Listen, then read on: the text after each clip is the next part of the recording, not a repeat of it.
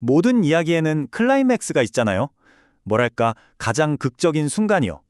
요한복음에서는 바로 이 마지막 부분, 12장부터 21장까지가 그 역할을 합니다. 와, 정말 사랑과 배신, 또 희생과 희망이 막 교차하는 그야말로 엄청난 피날레인데요. 지금부터 저랑 같이 한번 깊이 들어가 보시죠. 자, 이 이야기는 시작부터 우리한테 좀 이상한 질문을 던져요. 아니, 한 알의 밀이 죽어야 어떻게 많은 열매를 맺는다는 걸까요? 죽음이 어떻게 생명을 낳죠? 이게 그냥 단순한 농사 이야기 같지만 사실은 앞으로 벌어질 모든 사건을 푸는 바로 그 핵심 열쇠가 됩니다.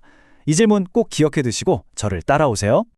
자, 첫 번째 파트입니다. 바로 결정적 전환점. 사람들이 막 환호성을 지르면서 예루살렘에 입성하는 이 장면 있잖아요. 근데 이게 사실은 모든 걸 건 마지막 여정의 시작을 알리는 뭐랄까 신호탄 같은 거였어요. 이 예루살렘 입성이라는 게 비유하자면 돌아올 수 없는 강을 건넌 거나 마찬가지예요. 이제 끝났어요. 다시 돌아갈 길은 없는 거죠. 바로 이 한 걸음 때문에 지지하는 사람들과 반대하는 사람들 사이의 갈등이 최고조에 달하게 되고요. 모든 상황이 이제 십자가를 향해서 정말 빠르게 굴러가기 시작합니다. 아까 우리가 처음 봤던 그 질문 기억나시죠? 바로 여기서 그 질문의 실마리가 풀리는 겁니다. 예수님은 자신의 죽음이 끝이 아니라고 말해요. 오히려 수많은 열매를 맺기 위한 과정이라는 거죠. 생각해보세요. 씨앗 하나가 자기 몸을 깨트려서 땅에 묻혀야만 거기서 새로운 생명이 막 피어나잖아요? 바로 그것처럼 자신의 희생이 결국은 완전히 새로운 시작을 가져올 거다. 이게 바로 이 이야기 전체를 꿰뚫는 핵심 메시지인 거예요. 자, 이제 두 번째 파트, 마지막 가르침과 약속입니다. 정말 폭풍이 몰아치기 직전 같은 시간이거든요.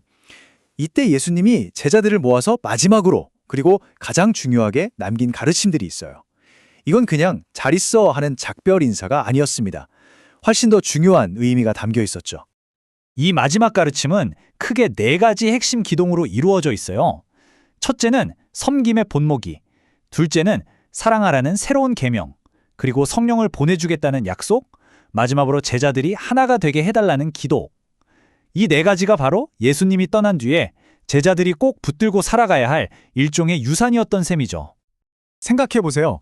그 당시에는 가장 낮은 종이나 하던 일이 바로 다른 사람의 발을 씻기는 거였거든요. 그런데 스승이 제자들 발 앞에 무릎을 꿇는다? 이건 정말 충격적인 장면이었죠. 진정한 리더십은 사람들 위에 군림하는 게 아니라 가장 낮은 자리에서 섬기는 거다. 이걸 100마디 말보다 더 강력하게 온몸으로 그냥 보여준 거예요. 서로 사랑해라. 이게 그냥 이렇게 하면 좋다 하는 권장사항 같은 게 아니었어요. 이건 뭐랄까 제자들의 신분증 같은 거였어요. 세상 사람들이 아, 저 사람들은 예수의 제자구나 하고 알아볼 수 있는 유일하고 결정적인 표식이 바로 이 사랑이라고 선언하신 거죠. 제자들은 이제 스승이 곧 죽을 거라는 걸 아니까 얼마나 불안했겠어요. 완전히 길을 잃고 두려움에 떨고 있었죠. 바로 그런 제자들한테 이 선언은 정말 캄캄한 어둠 속의 등대 같은 말이었을 거예요. 내가 바로 길이고 진리고 생명이다. 이 혼란 속에서 너희가 붙잡아야 할 건 바로 나다. 이렇게 말하면서 그 불안감을 잠재워주는 거죠. 그리고 아주 중요한 약속을 하죠. 너희들을 절대 혼자 두지 않겠다. 눈에 보이진 않지만 성령이라는 인도자를 보내서 항상 이끌어주겠다고요. 그리고 또 기도합니다. 제자들이 사랑으로 하나가 될 때 바로 그 모습이 세상을 향한 가장 강력한 증거가 될 거라고요. 자, 세 번째 파트입니다. 십자가 위의 완성. 여기서부터 분위기가 확 바뀝니다. 평화롭게 가르침을 나누던 시간은 이제 끝났어요. 이야기는 가장 어둡고 또 가장 장엄한 클라이맥스를 향해서 그러니까 체포, 재판, 그리고 죽음을 향해 정말 쉴 틈 없이 달려갑니다. 이때부터는 정말 사건들이 막 몰아쳐요. 동산에서 체포당하고 빌라도 앞에서 재판받고 골고다 언덕에서 십자가에 못 박히고 그리고 마침내 죽음에 이르기까지.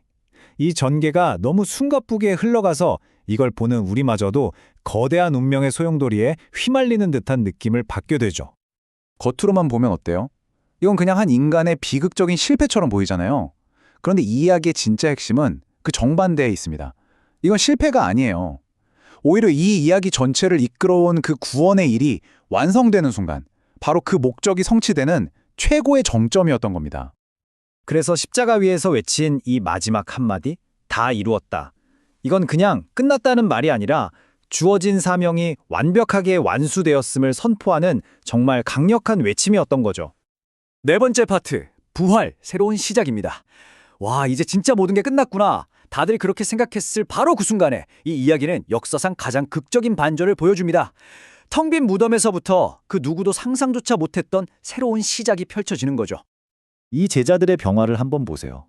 죽는 게 무서워서 문까지 걸어 잠그고 덜덜 떨면서 숨어 있던 사람들이었잖아요.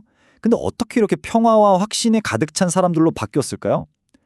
부활이라는 건 그냥 죽었다 살아났다는 단순한 사건이 아니었던 거예요. 사람을 근본부터 완전히 뒤바꿔 놓는 경험이었던 거죠.